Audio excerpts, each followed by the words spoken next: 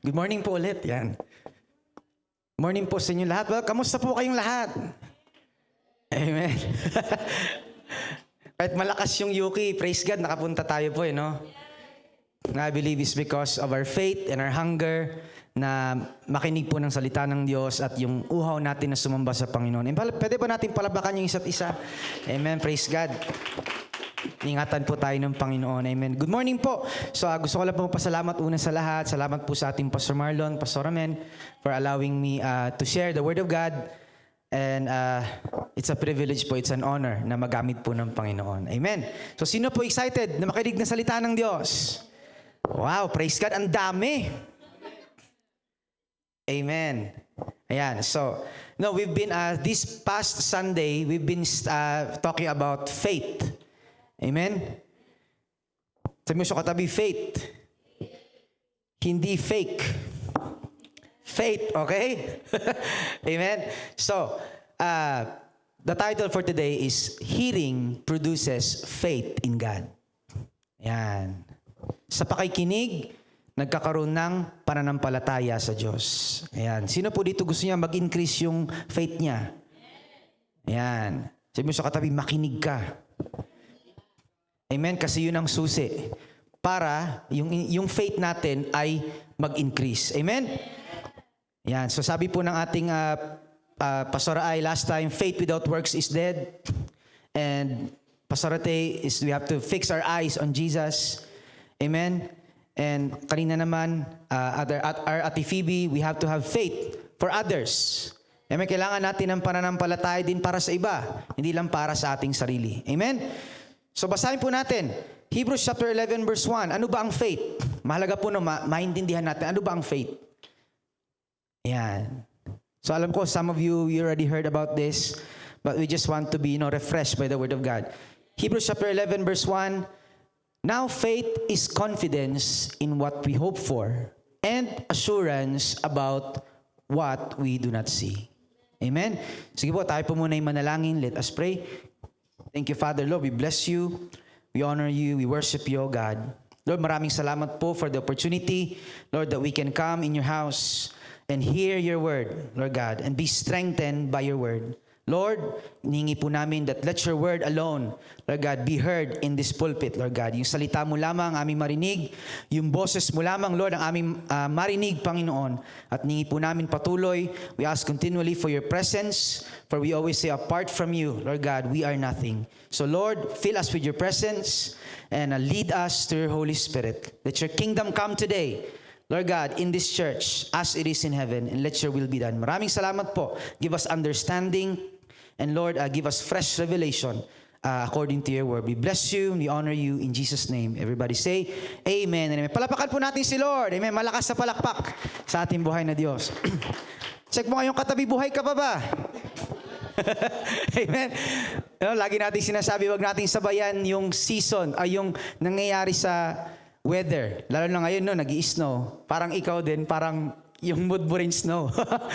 Parang malamya, No, we live by faith, not what we see. Amen? Hebrews chapter 11 verse 1. Now faith is confidence in what we hope for and assurance about what we do not see. So ang faith daw ay yung mga bagay na inaasahan natin. Meron ba tayong mga bagay na inaasahan natin? Yung mga bagay na inaasahan natin and you are confident na mangyayari ito.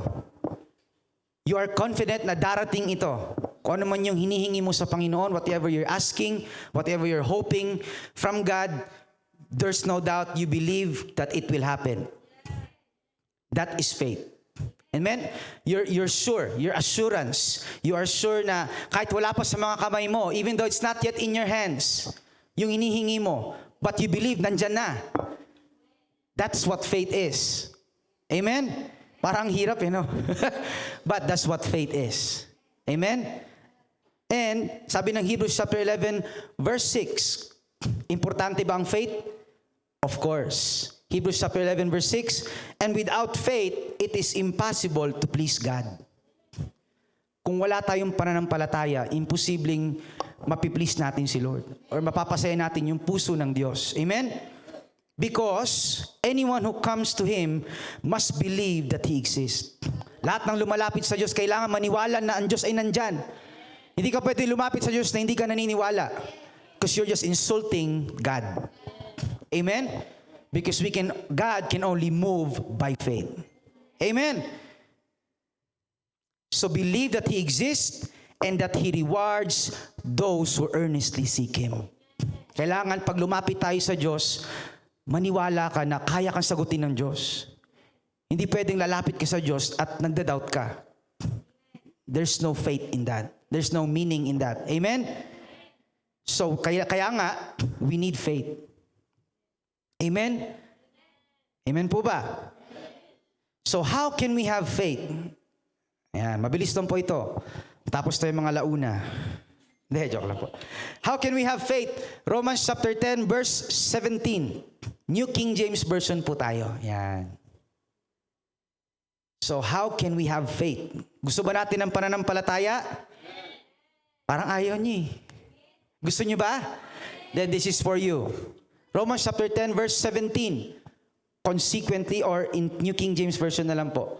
So then, sabi po rito, so then faith comes by hearing and hearing by the Word of God. Napansin niyo po, hindi lang isang beses. Hindi ibig sabihin na rinig mo na isang beses yung Word of God, malaki na agad para ng palataya mo. That's not how it works. Kaya nga sabi ng New King James Version, by hearing and hearing the Word of God. Ibig sabihin, sa paulit-ulit natin pakikinig ng salita ng Diyos, the faith comes. Amen? Walang automatic kay Lord. Walang instant. Amen? Instant ramen lang. Amen? Hearing and hearing the Word of God. So, hindi hearing the word of your neighbors. Amen? Hindi hearing the word of Sacho, of anyone, but hearing the word of God. Doon lumalakas ang ating pananampalataya. Amen? So, we have to be aware of what we always hear. Kailangan maging aware po tayo ano yung laging pinapapasok natin sa tenga natin. Kasi kung puro mga negative things yan, puro mga problema yan, amen? Manghihina talaga ang pananampalataya natin. Amen? So be careful what you always put in your ear or you hear. Amen? Meron ka na lang tenga, gamitin mo to hear the Word of God. Amen? Lalo na ngayon sa panahon na po ito, no, in these last days, if you watch news, napakarami pong mga pangit na pangyayari, negative things, at kung yun ang lagi natin pakikinggan, manghihina ka talaga. But that's why God has given us the Word of God. Kasi doon tayo nabubuhay. Amen? Man shall not live by bread alone, but by every word that comes out from the mouth of God. Amen? So, we can have faith. Sabi ko po kanina, faith comes when we continuously hear the Word of God. Kapag patuloy tayong nakikinig ng salita ng Diyos. Kaya nga, meron tayong midweek service. Meron tayong discipleship. Amen? Meron pa tayong Sunday service, city churches, life groups. Amen? Kaya kung hindi ka pa part ng life groups, I encourage you, be a part of a life group. Amen? Because there we can hear the Word of God. Kaya tayo laging kumakain ng salita ng Diyos because so that our faith will increase. So that our faith will grow. Amen? So, faith in God is built by hearing His Word. Yung faith po natin lumalaki sa pakikinig ng salita ng Diyos. Una. Pangalawa, the more we listen to the Word of God, our faith will increase. Pag sinabing listen, iba na yun sa hearing. Pag sinabing hearing, nakarinig ka. Pag listen, ikaw na nakikinig. Amen? Pag during Word of God, hindi ka na nagsi-cellphone, hindi ka na lumilipad yung isip mo, yung utak mo nakafocus na sa Word of God. Amen? Kasi you want your faith to increase. And then, when you hear the Word of God, that's why we say, Amen. Why? Because you agree. Kaya importante po na kapag nakikinig tayo ng salita ng Diyos, you say Amen. Kasi why? You say in your spirit, Lord, I agree. I receive it. That's mine. And that's how your faith will increase. Will grow slowly and slowly. Amen? Kaya kung meron kang word na para sa'yo, sabi mo, Amen, akin yon, Lord.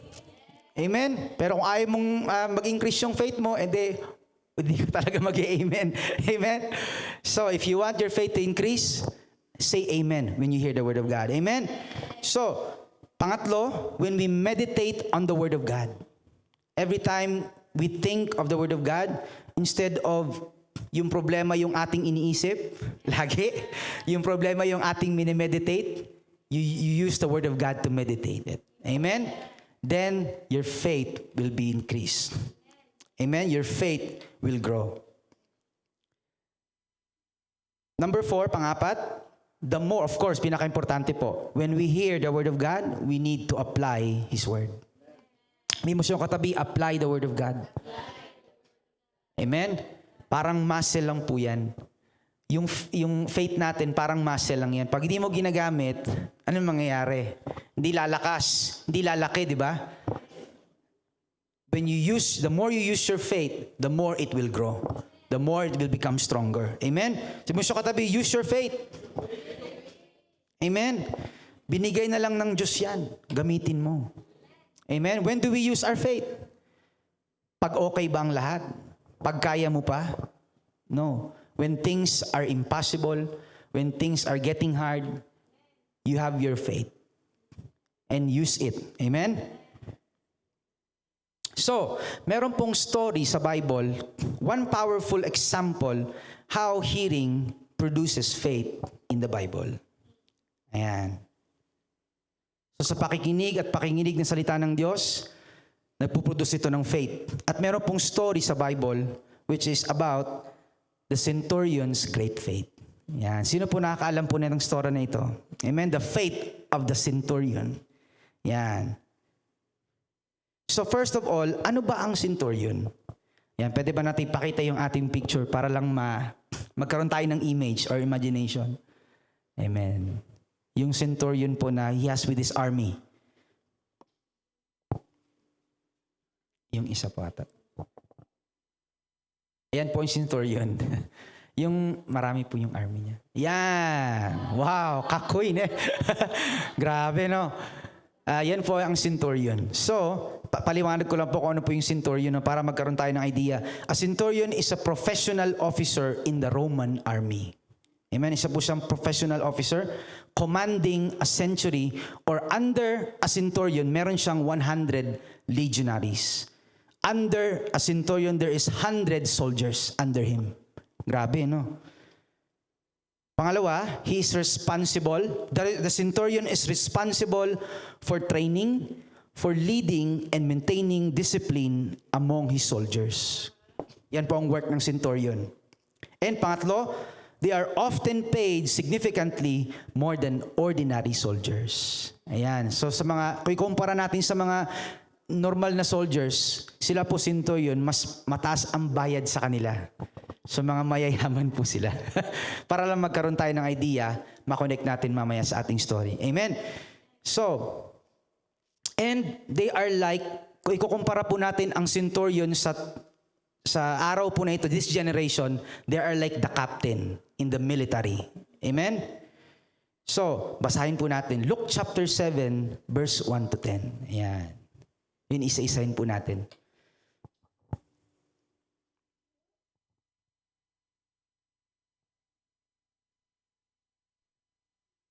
Yan. NIV version po tayo, no? Ayan, okay. Sige po, basahin po natin. Verse 1. Then, when Jesus had finished saying all this to the people who were listening, he entered Capernaum. Amen? There, a centurion's servant, whom his master valued highly, was sick and about to die. Yan. So itong centurion po na ito, meron siyang servant. Amen? Na mahalaga sa kanya, mahal na mahal niya. Amen? At itong centurion nito ay may sakit. At malapit nang mamatay. Amen? He's about to die.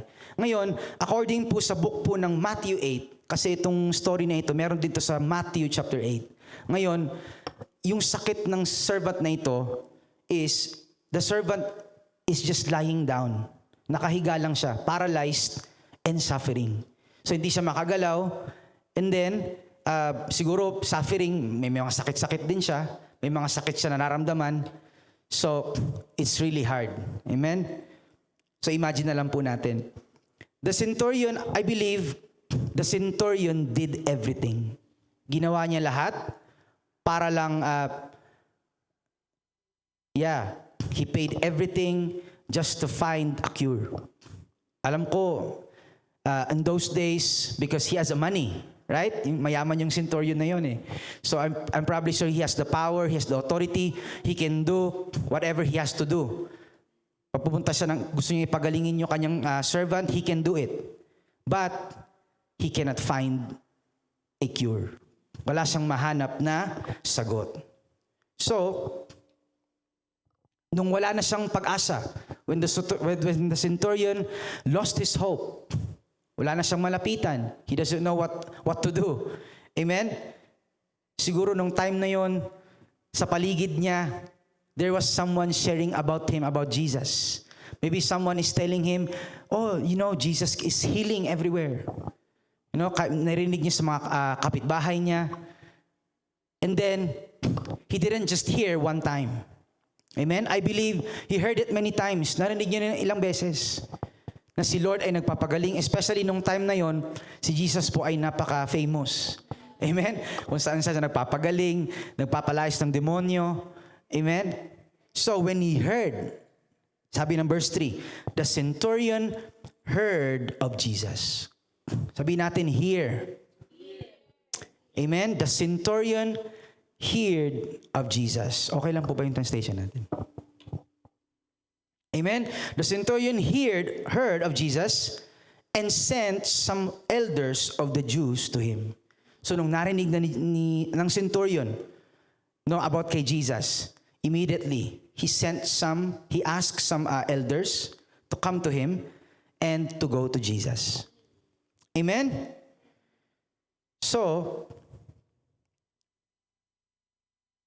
maybe some of you are wondering, baka iba po sa atin, you are wondering, bakit hindi siya ang lumapit sa Panginoon? Bakit nag-ask pa siya ng elders? Bakit umasa pa siya? Why didn't he go straight to Jesus? Why did he ask some elders to go to Jesus? Napansin niyo po yun? Pwede naman siya lumapit straight kay Jesus eh. But he didn't go. Amen? Instead of asking someone to go to Jesus, tingin niyo po bakit? Yung centurion ba ay tinatamad? Amen? Is he just lazy? Kaya hindi siya pupunta kay Jesus? Or, kasi prideful lang siya? He's full of pride kasi commander siya eh. May power siya eh. May authority siya, di ba? Is he just prideful? Later we will see. Yeah. Parang may konting Amen? Verse 4. Ayan. Basahin po natin. When they came to Jesus, ayan na, yung mga elders came to Jesus, they pleaded earnestly with him. Nakiusap sila. Nakiusap sila kay Jesus. Sabi nila kay Jesus, Lord, this man deserves to have you do this. Dapat lang gawin mo to sa kanya, Lord. Dapat lang pagalingin mo kanyang servant. Sabi ng mga elders. Verse 5, bakit? Because he loves our nation and has built our synagogue. Kasi Lord, syempre itong centurion na ito, siya ang nag-build sa bansang ito at nagpatayo siya ng simbahan, ng synagogues. Amen? So, sometimes, we pray like this. Ganito tayo mag-pray eh. Minsan, Lord, you should bless me. Dapat lang pagpalain mo ako. Kasi nagtatites ako eh. Kasi nagbibigay ako eh. Kung nagtatites ka. Amen? Lord, dapat gawin mo to sa akin. Lord, dapat lang pagpalain mo ako. Kasi lagi ako nasa church. Kasi lagi kong ginagawa kung ano yung gusto mo. Lord, dapat lang pagpalain mo ako kasi tumutulong ako sa aking kapwa. Amen? Meron po bang ganon? Amen? Because I did this, I did that. Kasi ginawa ko to, Lord, ginawa ko yan. Dapat lang pagpalain mo naman ako, Lord. It's like we are commanding God or demanding the Lord. Sabihin ko po sa ating lahat, we can never command God. Wala tayong karapatan na utusan ng Diyos.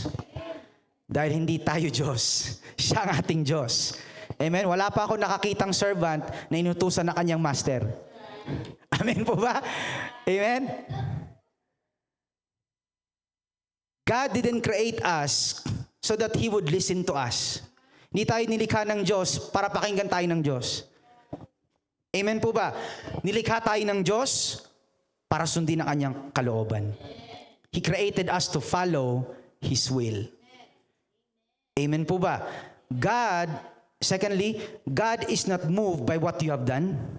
Kahit gaano pa kaganda yung ginawa natin sa harap ng Diyos, God is not moved by that. He is moved only by faith. Palapakan po natin ating Panginoong Yesus. Amen? Amen. So I tell you, we can never command God.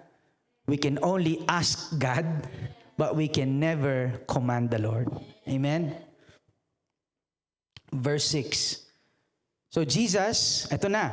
So Jesus went with them, went with the elders. So ito na po, papunta na si Jesus sa servant. Amen?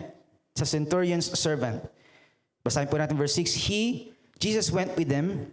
He was not far from the house when the centurion sent friends to say to him, Lord, don't trouble yourself, for I do not deserve to have you come under my roof.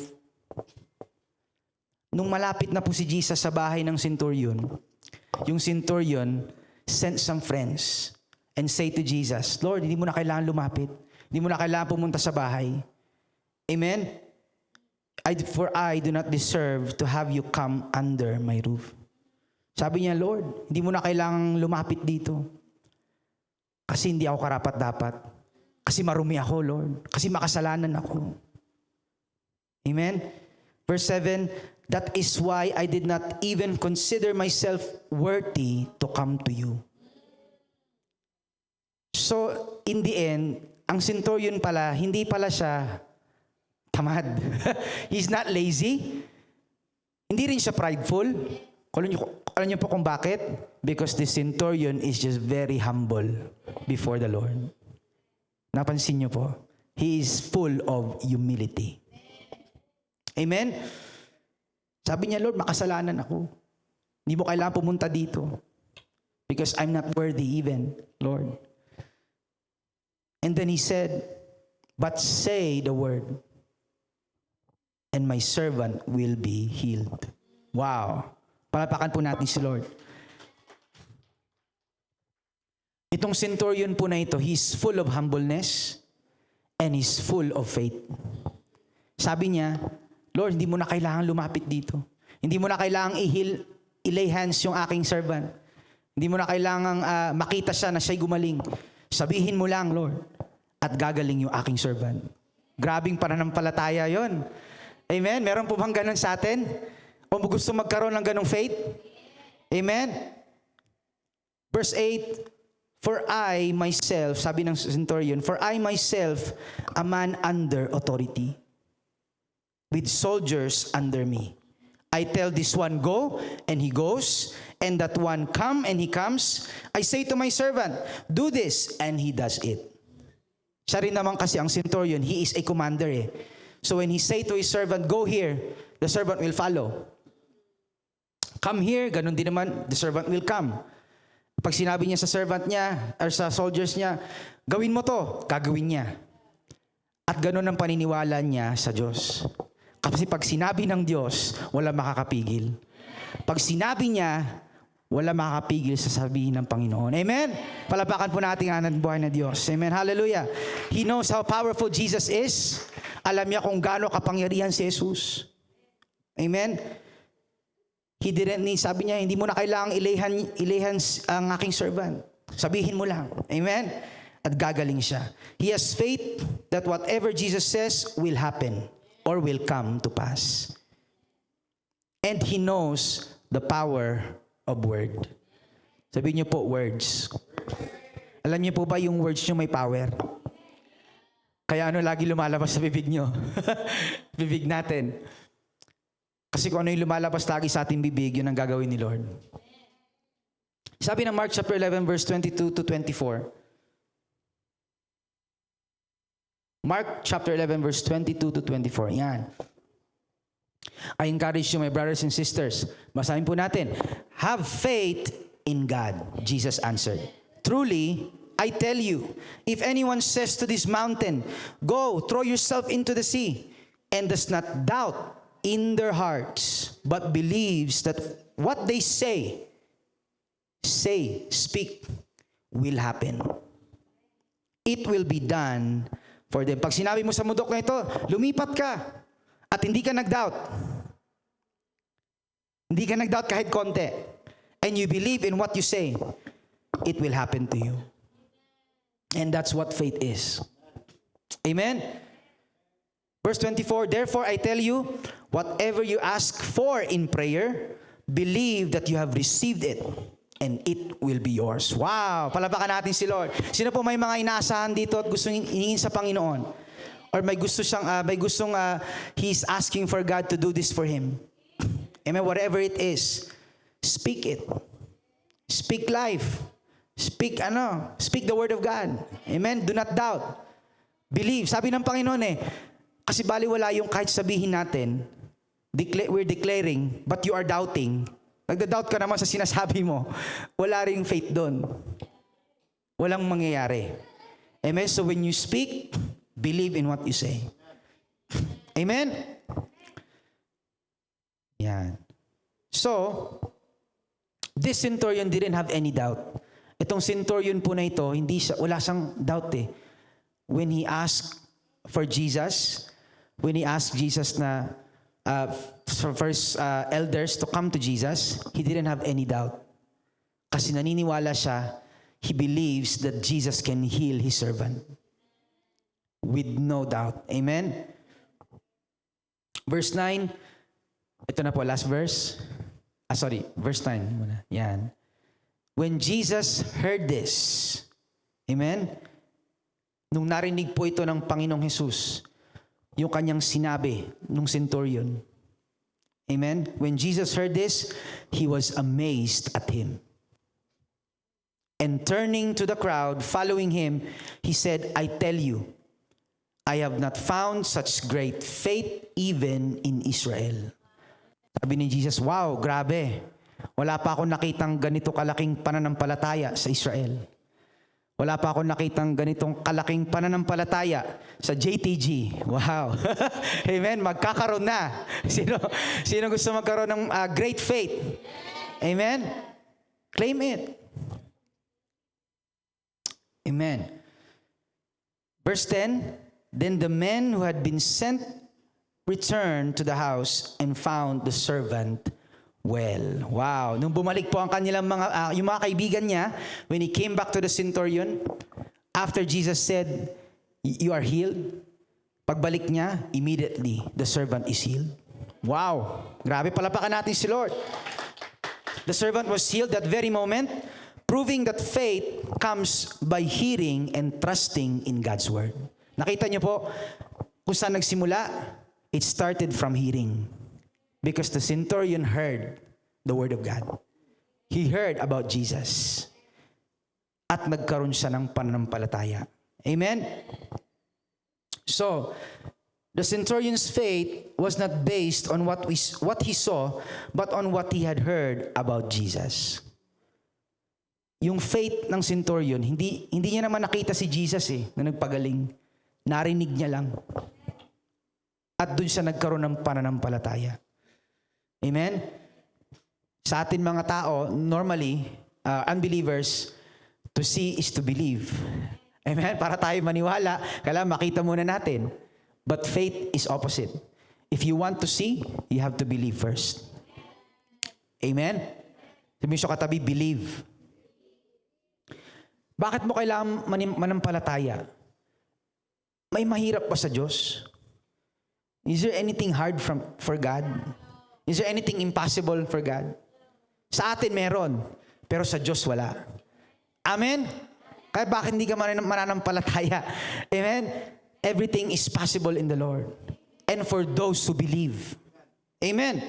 So, likewise, Our faith grows when we continually hear and believe God's word. So every time we hear the word of God, faith comes. Kaya pag dumarating yung word of God, sabi mo, amen, akin yun. Amen? If we want strong faith, we must immerse ourselves in Scripture. Kung gusto natin yung pananampalataya natin ay lumago, ibabad natin yung ating sarili sa Word of God. Amen? Lagi tayong kumain ng Word of God. Huwag lang yung pagkain dito sa mundo. Amen? Kasi yung Word of God, tataba yung pananampalataya mo. Pero pagkain dito sa mundo, tataba lang yung katawan mo. Amen? No. But if you want your faith na lumakas, always hear the word of God. Amen? Palapakan po natin si Lord. Amen. So listen to godly teachings and trust in what God has spoken. So don't just believe. Lakaran natin yung word of God. Amen? Exercise the word of God. Amen. Use your faith. So, sino po dito gusto niya yung pananampalataya niya ay lumago? Who wants here to have greater faith like the centurion? Gusto niya magkaroon ng faith na katulad ng sa centurion. Ako gusto ko eh. Wow, grabe yun. Sabi niya, Lord, sabihin mo lang. Pag nagsabi ka ng yes, it will be done. Amen? Pag umasa ka sa tao, mabibigo ka lang. Amen? But in the Lord, you'll never be put to shame. Those who trust in the Lord shall never be put to shame. Amen? Palapakan po natin si Lord. Amen? Sige po, tayo po lahat ay tumayo. Sino pong may natutunan po sa araw na ito?